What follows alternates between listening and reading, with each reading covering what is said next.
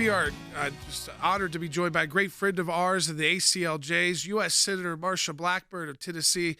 Senator Blackburn, as always, it's a pleasure to have you on the broadcast. Let me go right to one of the topics I think is just front and center for every American right now. It's the economy. They saw the interest rate hike again yesterday. They see the stock market taking a hit yet again, and they're just wondering, when does inflation? When does it stop? When does solutions start actually getting put forward? And that's the right question to ask. And Tennesseans, when I talk to them, are asking that. When are we going to see relief from this?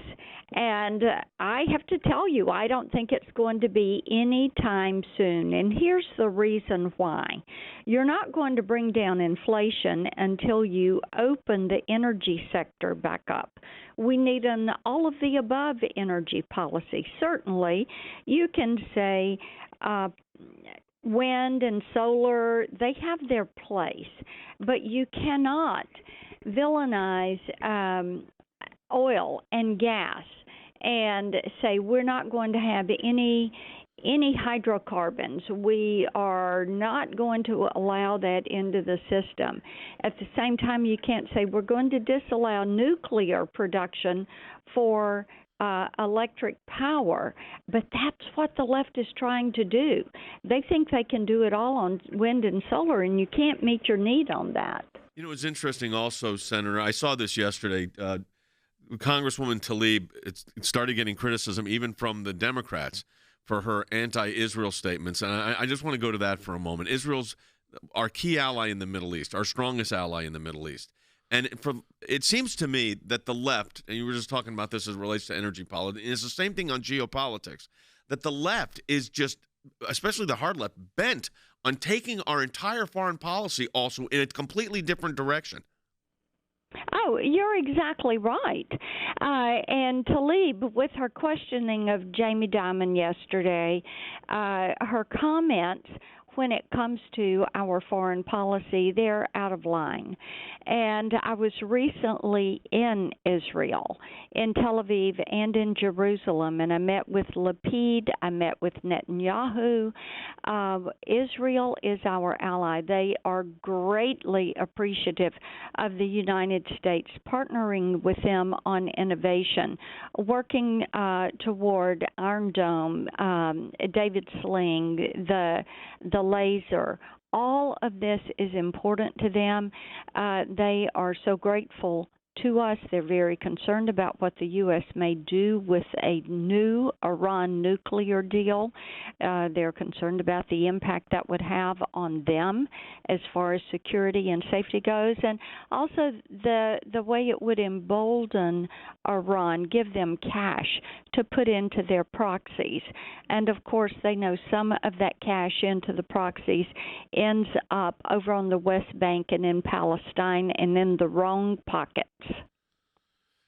Senator Blackburn, when we talk about these issues, too, when we look at Ukraine and Russia, and we see this call up by Putin of reservists of 300,000. Again, it appears to be one of those things where we hear the Biden administration talking about we send the weaponry, but is there an end in sight? When it comes to Russia and Ukraine, I think what we are seeing is an admission by Putin through his actions, not his words, but through his actions, that they were not prepared for this. They had not expected pushback from Ukraine and from the Ukrainian people, who have decided solidly that they don't agree with Russia. They don't want to be a part of Russia. So now he is actually willing to empty the prisons and conscript some of these prisoners into his armed forces to try to temper what is going on there with losing so many from the army. And I think they've had some people just kind of walk off and desert. They've decided they are not going to be a part of this. Let me ask you, turning attention to a domestic matter, and that is the continued weaponization of government agencies against, of course, you have it against the former president, against conservatives. But you look at the actions of this administration, a disinformation panel was going to be set up. I could just go through the checklist of ridiculous infringements on free speech that were either put in place or being proposed. I think back to the fact that we had that great victory against the IRS, and as soon as the Biden administration got in, they violated the court order we already had in place and got it fixed. But nevertheless, they had it. They were willing to do that. Then you look at what's gone on with the former president in the last several months, and you'd say to yourself, being a conservative is a dangerous business right now. When you're a conservative, you've got a target on your back. And the left continues to come after conservatives. And the left continues to try to demonize conservatives. And, bear in mind, Jay, one of their goals, and they did this all through the pandemic with the mandates and the lockdowns, one of their goals is to make people fearful, because fearful people are easier to control. So if they can pick off some conservatives and make examples of them, if you will, for what's going to happen to you if you do not do what they say you should do, then that makes it easier for them. And you're right. We saw that with the IRS during the Obama years. Now we're seeing the IRS be weaponized once again, 87,000 new agents.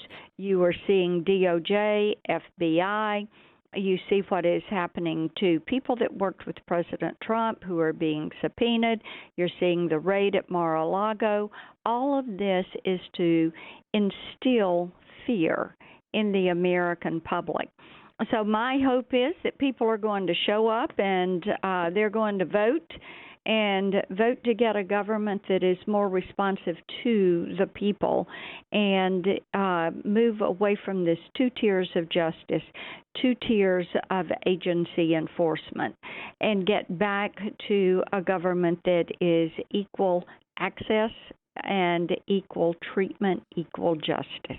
We appreciate it, Senator, as always, and appreciate your insights, and thanks for representing all of us. And I say that really on behalf of not just people in Tennessee, but people around the country. You're speaking for a lot of us when you're up there working in Washington and getting these policies through. We appreciate it.